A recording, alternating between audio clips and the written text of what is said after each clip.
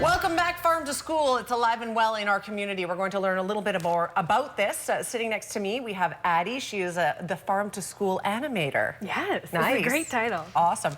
Vesey, you are the principal of Brock Middle School. Welcome to the show. Thank you. And Paul Denby, you're a teacher at Arthur Hatton. Yes, thanks for having me. Well, thanks for being here, guys.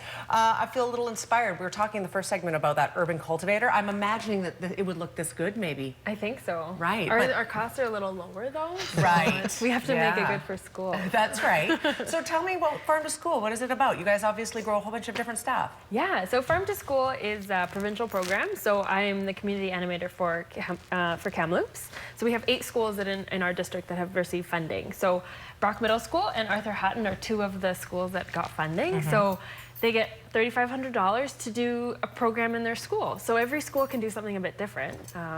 Do you want Paul to talk about what he's doing? Paul, what are you doing at your school? So in the classroom, we are growing microgreens. We're growing a few different things with the kids. So we're growing the sunflowers, the broccoli, the wheatgrass, and we're using it at school, and we're also selling some of it.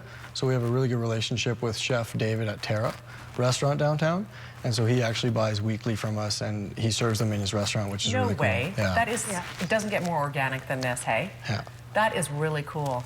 So your kids are in charge of growing vegetables that are being used in our restaurants. Yeah, we have different kids in charge every week, and they sort of follow the process through from start to finish. It's only a 7 or 8 day process from seed to harvest, so it's pretty quick, yeah. What do your kids think about it? They're pretty excited. Like when you see the posts on Instagram and stuff like that from Terra Restaurant, and I say, like, you know, this is the stuff you guys grew last week, they're pretty excited about the whole thing. And you guys are selling it to him. Yeah, so we're making a little bit of money, not a whole lot, obviously, but we are making a little bit that we can put forward to field trips and things like that. That's awesome. And as well for you, Vesey, you guys are obviously taking part in what capacity? So we just started the microgreens. Paul led a workshop for us and a few other schools.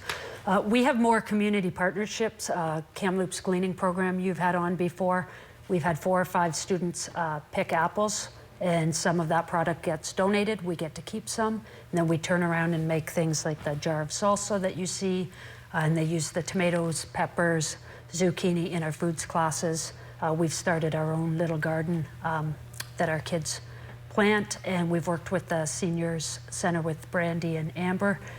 They've helped us preserve apricots, and they're going to teach our kids how to make fruit leather and jellies. And our kids rotate through foods, and they've got to learn how to make jelly as well. So you're more about the preserves than are you growing as We're well? growing, so our kids are learning where local food comes from. They're growing it. They're learning about different programs in Kamloops. They volunteer or are going to volunteer at Garden Gate. So very hands-on learning, but partnering with different community organizations. Paul, here you are with your kids from start to finish. Looks like this is the beginning. Yeah, so this is actually a workshop we just did last week with Vesey at her school. So we're just teaching a few different schools how the process works. And so we got her up and running. So she's up and running now, which is pretty awesome. That's really great. What's being grown here? What's orange? What starts orange? The orange is the radish. The radish starts as an orange seed.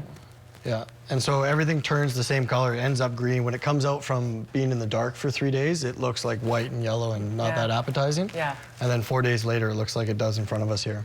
This very much reminds me of an initiative to get kids back to the basics almost. Like, look, remember where our vegetables and fruits come from? We don't do that enough. I mean, it's all great to be high tech, and kids need to learn all that to keep up with the times, but there's something to be said about getting back to the basics. My daughter's 8.